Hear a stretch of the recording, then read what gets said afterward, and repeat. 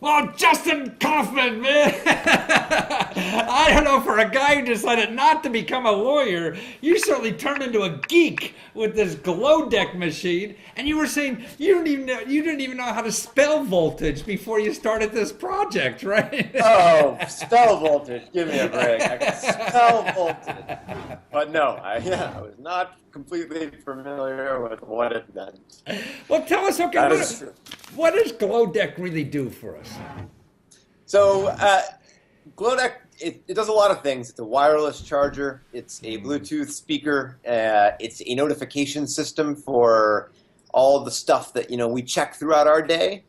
But I don't know. For me, it's really a device that changes your lifestyle a little bit. It makes it easier. Well, I mean, Yeah, we're all living by phones, right? So this is a device that if I'm in bed now, I could just put this phone on this little, smaller than a radio.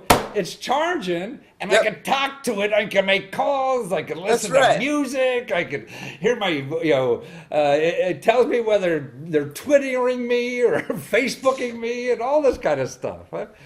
Yeah. No, you said it. You said it. I mean, when we charge our phones, we're separated from them, and for better or for worse, we get anxiety when we're separated from our phones. Glowdeck, one thing that it does is it relieves that in a way because it shows you all the stuff that's going on your phone while it's charging without you having to feel like you have to pick it up constantly. Right. But I mean, to me, what's great, it makes, it's like having a phone system I can just talk to next to my bed, and it makes calls for me. Yeah, I'll tell you, for any number of uses, it makes life easier. It really does. But yours, I mean, there's a lot of charging systems out there, but yours also stops charging when it's full to save the battery.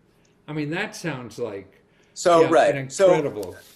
One of the things that I've been emphasizing throughout this campaign is we packed a lot of different technologies into Glowdeck.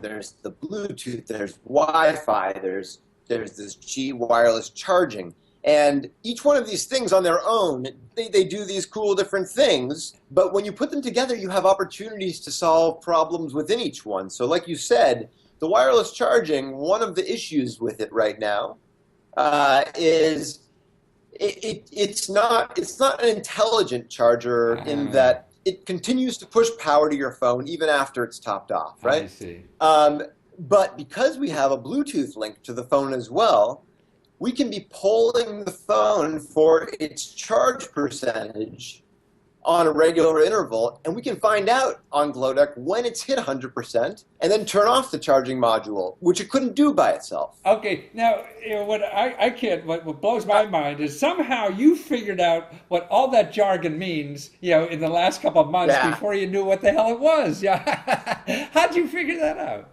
A lot of hours, but I think I have to thank really this vibrant maker community for posting questions and answers and resources. There are huge companies out there now they're selling the chips that companies use to make products, but they're not just selling the chips, they're selling them in a form that somebody with very little experience can take them, figure out how to use them, and they give you the resources. They link you to a page on their website that has instruction manuals and guides and explanatory material.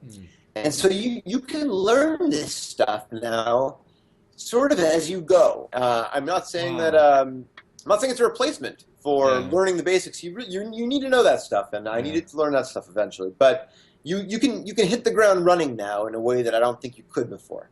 But it also seems that when you have roadblocks and need questions about details, that there's help in this community for free. You don't have to hire some consultant at $500 an hour or something. Yeah, the amazing thing is, and I think maybe one of my biggest regrets is that I haven't been more active in that community in a question asking role. I certainly wasn't in a position to answer questions, but the fact is, I would have a problem. I would run into an issue like, for some reason, I start up Glowdeck and the screen freezes. This is early in the development. Why is this happening? I go on to these forums and I search for the answer, and lo and behold, somebody has asked that exact question, and then there are 20 different people who have answered it, and so it's amazing. It's just this very collaborative environment where you can get information and you can really get guides who will help you get to where you want to go. So it's really, I mean, the way your Kickstarter campaign is cutting out, the gatekeepers for money. This is cutting out the gatekeepers for information and expertise and things like that to do things in life. Sort of. I mean, to be completely in all honesty, I took this product from an idea to a prototype. And, when you're new in this game, and I'm still, I would still consider myself somewhat new in this game, but you sort of think once you get a working prototype, I'm done. Right. I have an idea. I made it work. Right. Let's take it to the masses. And it turns out that there is even more to it than that. Right. From the prototype stage, you need to be able to productize it. You need to be able to make a lot of them. It's I've heard it said that it's easy to make one of something, and you can even make 100 of something. But if you want to make 500 or 5,000 of something, you're getting into a different territory. And so not only is it more cost efficient to figure out a way to productize it, but you need to do it for scale. So you found ways to do that, huh? I mean, you found, Yeah, that's right. The same kind of researching you did for the technology part, for the distribution and manufacturing part, you found the same kind of help, it sounds like, on the internet that did it. The irony is, so Glowdeck came about because, what the technology that made Glowdeck possible was a development board that had a Wi-Fi chip on it. And you mean where I found this development? You found the board, huh? Well, so where I found the board is what makes this interesting. I was on Kickstarter, and I found on the technology section of Kickstarter a product called the DigiX, right? Mm-hmm. And it was made by a gentleman named Eric Kettenberg. And Eric he took an Arduino board, which is this sort of open source development environment, and he added a Wi-Fi module to it so that it could communicate with the outside world.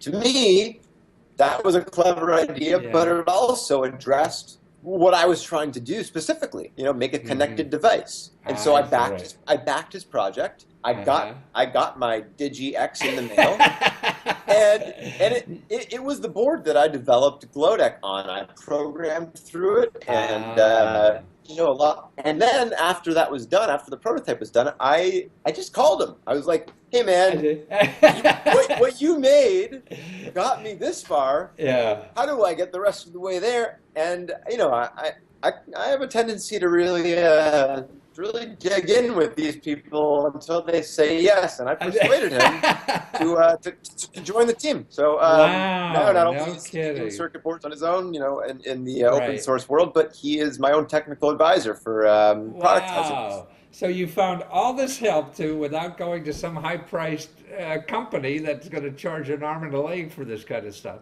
and you're able to do it all. That's right. Yeah, if I'd gone to through a firm, it would have been a fortune. Right.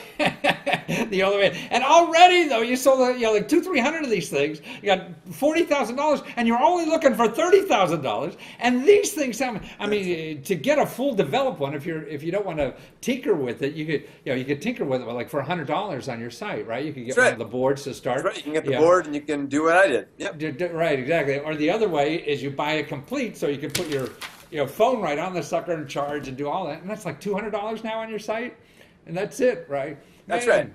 So now, what do you think when it goes retail? I mean, like after Kickstarter's over, because it sounds like people should get it on Kickstarter now because it's going to be more expensive once this thing is over. Yeah, presumably.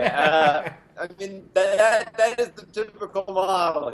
Right. The difference. So I think on Kickstarter, you want to offer value. You want to reward the people who are backing you early on with something. And what I was able to do, especially by partnering up with some of these people who have experience in this industry, is offer that value. And so, yeah, it's cheaper you than will I have think. that charger next to your bed at night. You put it on your bed. You can still use the phone. You can still talk to your phone without even touching it, make calls or whatever, listen to music, and it's charging at the same time. And you go to glowdeck.com, right?